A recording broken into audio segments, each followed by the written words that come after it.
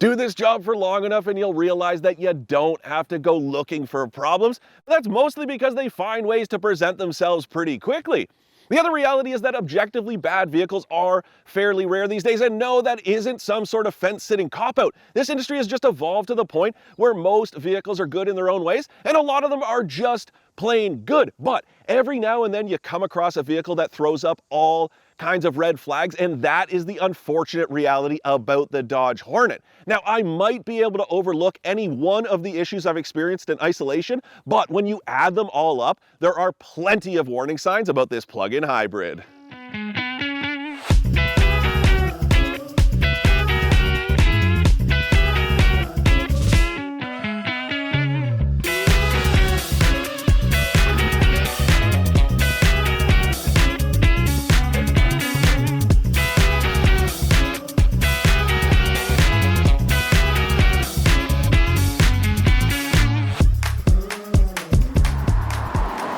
For more expert car reviews, don't forget to share our channel and subscribe so you can catch some of this and maybe even a little of that.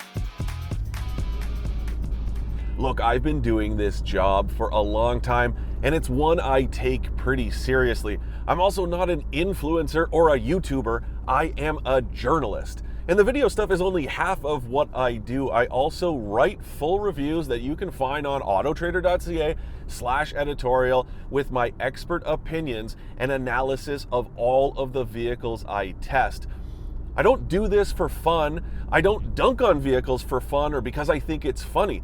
The reason I am bringing up these issues is because I am ultimately here to serve you guys, to let you know about these issues so you can make a more informed purchase decision. That is it. I'm not beholden to the automakers. I'm not beholden by any sponsor. Nobody is paying me except for my employer, which is AutoTrader. And I'm here to tell you guys that there are some serious issues with this vehicle. And I do want to preface it by saying that yes, some of it could come down to this specific one I'm driving, and some of it could be fixed with a software update down the road, but not all of it. It's also part of a pattern. When you see one issue after another, that is concerning, and that is what I am seeing here. So let's start with some basic stuff, and it's stuff that cannot be addressed with a software update, starting with these massive paddle shifters that are absolutely ridiculous. Now, for those of you who do not know, this thing shares pretty much every piece of it with the Alfa Romeo Tonale. And these are very Alfa Romeo, very Maserati, these big aluminum paddle shifters that are mounted to the steering column instead of the steering wheel itself. But they are huge, and the problem really is with these tiny wiper and signal stalks behind them, because you have to actively reach around the paddle shifters to hit them. It's very awkward, it doesn't make a lot of sense, and that to me is an ergonomic issue right there. I do not like it, I haven't adjusted to it, and it is very odd. Another issue that's in a similar vein, the lighting that's used for the controls down here on the console as well as for the climate control system. It's white light, and it means you cannot see it on an even remotely bright day. I'm telling you, if you take a look at this parking brake button alone, it is so washed out, you never know whether or not it's on or off. And yeah, there is the indicator in the instrument display, but almost every time I've gone to drive away this week, I have not been able to go anywhere, and then I realize the parking brake is still on. The same applies to the self-parking system, to the parking sensors, and the HVAC controls. It is just very odd. I don't know why these lights aren't red the way they are for the door locks.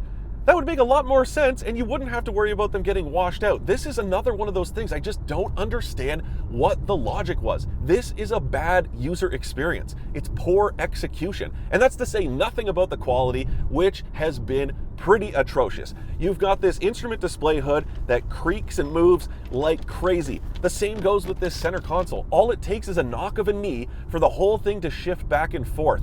It is a very poor quality. And the biggest problem for me there, this one I'm driving is more than $70,000 before tax. Let that soak in. Now, don't get me wrong. I am not here to make an excuse and say a cheaper car should have these quality issues, But when you are spending that much money to see stuff like this, not to mention the plastic itself that is really cheap and chintzy, I just don't understand how an automaker could stick this stuff inside a vehicle, slap that kind of a price tag on it, and think it's going to move units. It does not make any sense to me. Now, going back to the user experience, these A-pillars are so chunky, it's dangerous. These can easily hide a pedestrian in a crosswalk. This is really foolish in a modern vehicle. With all the high-strength steel that this thing is likely built with, these could be much thinner. They do not need to be this thick. There's this HVAC system that kind of plumbs up through here, and that's part of the problem, I'm sure, but it is not good on both sides. And if you are turning right through an intersection, I am telling you right now, this will easily block a pedestrian, and that is not okay. And then let's talk about some of the infotainment issues I've had, including this terrible refresh rate for the backup camera, and just general responsiveness and connectivity issues. I had wireless Apple CarPlay connection issues. That could be an Apple issue, it could be a Stellantis issue, who knows, but it's still annoying.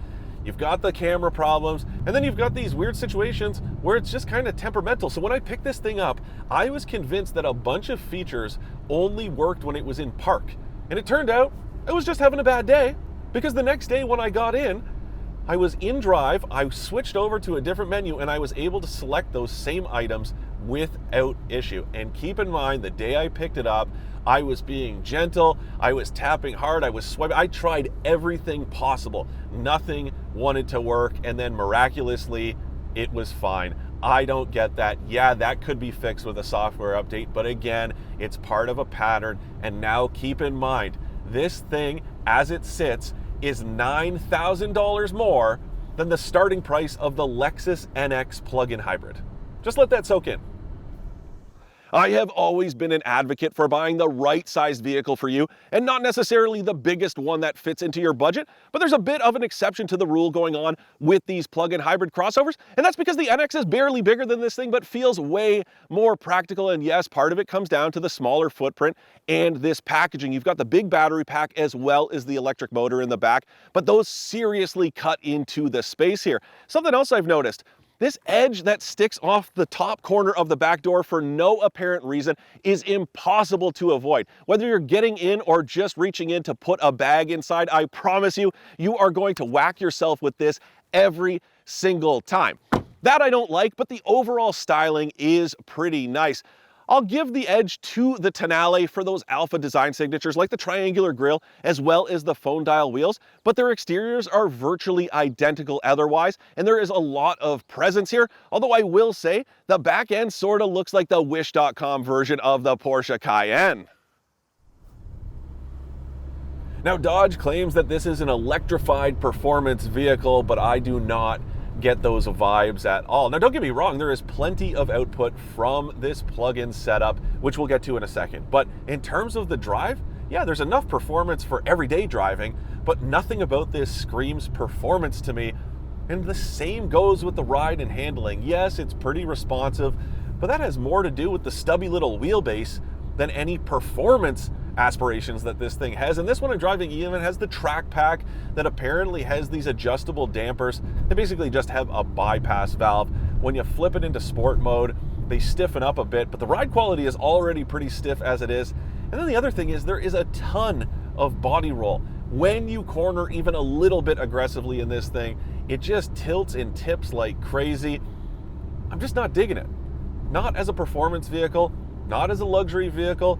It's okay over kind of smooth rolling pavement, but bumps in the road, they're quite jarring. And yeah, the 20-inch wheels that this one rides on are not helping matters, but this is not a very comfortable vehicle. I'm sure you can see I'm kind of getting tossed around a little bit in here. When we go over some of these bumps, I'm sure you could probably hear those too. It's not very nice. And again, going back to that NX, it's smoother, it's got more range, it burns less gas, and it's cheaper. So the choice is yours, but it seems pretty obvious to me. There have also been some hiccups with this powertrain, starting with the transmission. It's a 6-speed automatic, but sometimes it feels more like a continuously variable type, especially when you just kind of roll onto the throttle. Either that, or it seems like you've accidentally hit the paddle shifter and put it into manual mode. It's like it holds first gear for way too long. A couple times this week, I thought that's actually what I did. and then all of a sudden it would shift, but it just over revs like crazy. Not very nice. And then there have been some clunky shifts as well. Yeah, the transition between gas and electric propulsion, not that bad. So that part of it is okay, but the rest of it, it's just kind of gruff. It doesn't sound all that nice when the gas engine kicks in. Again, one more reason that this is not a performance vehicle. It definitely doesn't sound like one.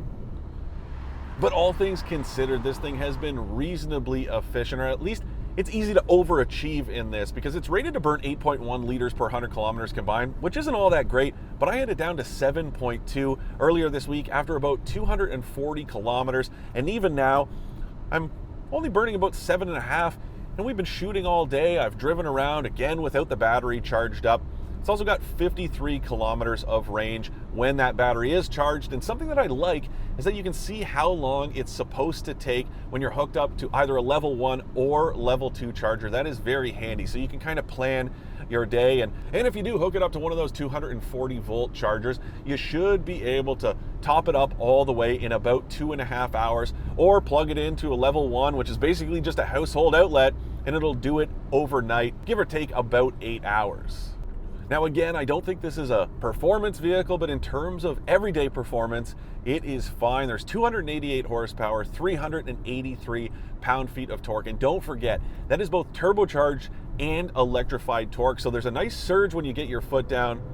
It doesn't sound all that nice, but there is more than enough passing power. Not performance, but everyday performance, perfectly fine.